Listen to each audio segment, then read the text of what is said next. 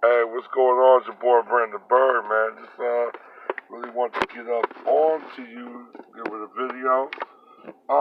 Definitely, man. Just shout out to all the ADUS community for pretty much putting the brakes and the stops on that travesty, Harriet movie. Um, to me, the travesty is a betrayal of Harriet Tubman as a person, as a legend, as an iconic in not just the abolition movement, but also the civil rights movement. And she was alive during the basis of Reconstruction era. But um, but definitely a shout out to the AUS and for really standing up and not really taking it. I think the budget, I think it's like 17 million, so it definitely was a flop because I think it only grossed 12 million. And normally like all movies, it's like the first or second week that's got to box the most. 'Cause after that, that's when it's kind of like a sharp, steadily decline, or a slow process decline of not really making that generate that type of money. So definitely shout out to it being a flop. But like I said, the movie was a lot of false accurate. Like I said, being a black man and the bigger long. I mean, just the name of it of the character is very demeanor. It based almost like a reference of his genitalia, like a top, penis and all that shit. So um, it was just a lot of disrespect, a lot of anti-male, black male, a lot of anti-ADUS, just a more of a cover for basically a white slave masters and basically oppression and slavery as more of an economic diversity in a way. That's what it looks like. But yeah, definitely shut out the movie. The shutdown of that movie, or at least the failure of the movie success. That's a big thing.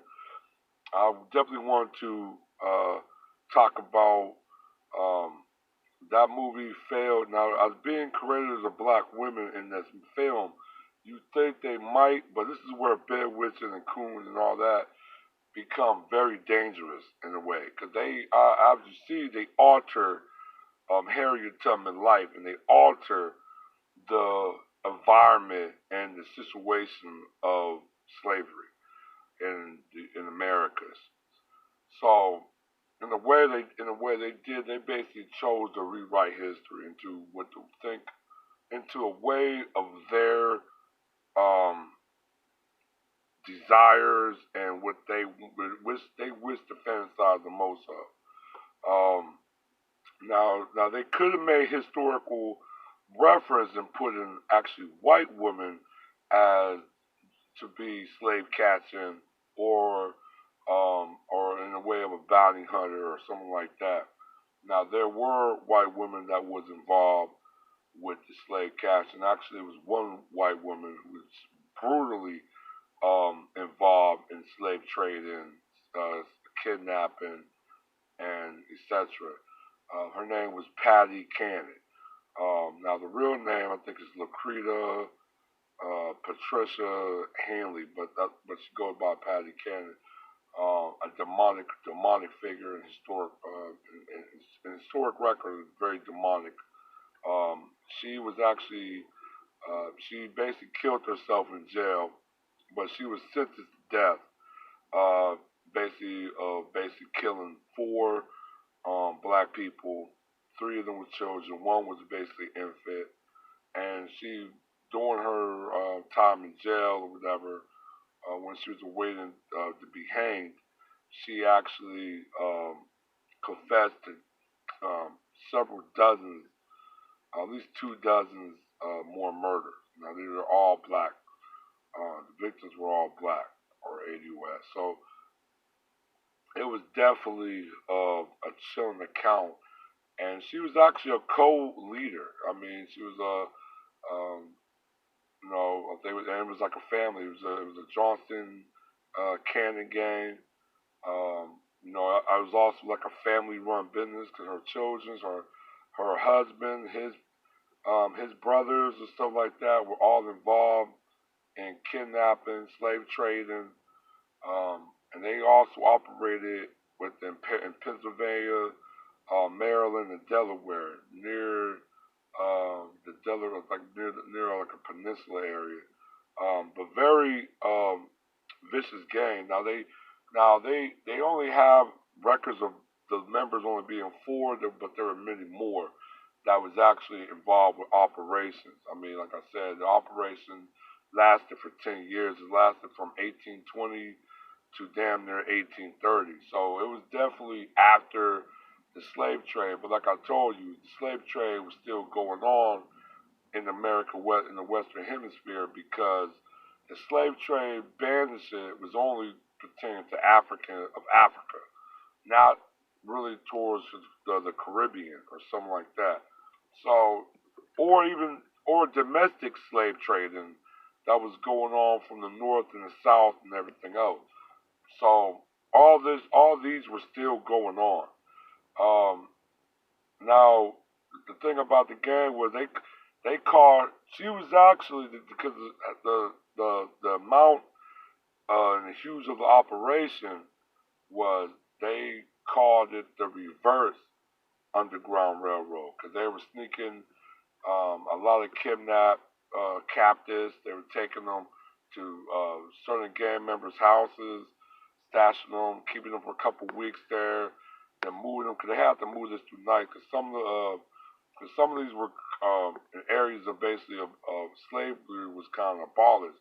So they were basically moving a lot of these captives into a lot of hideouts to basically take them to Mississippi, Alabama, and uh, I think also Georgia, where the value of slaves at that time was extremely valuable, extremely high. So definitely a ruthless white woman, like I said, but she was not the only one. Now she was the most notorious one, but she was not the only one. There was a lot of accounts of a lot of white female slave traders or slave catchers that was that was basically capturing slaves or recapturing slaves or kidnapping free blacks and selling them off into slavery. So and that was that's a lucrative business.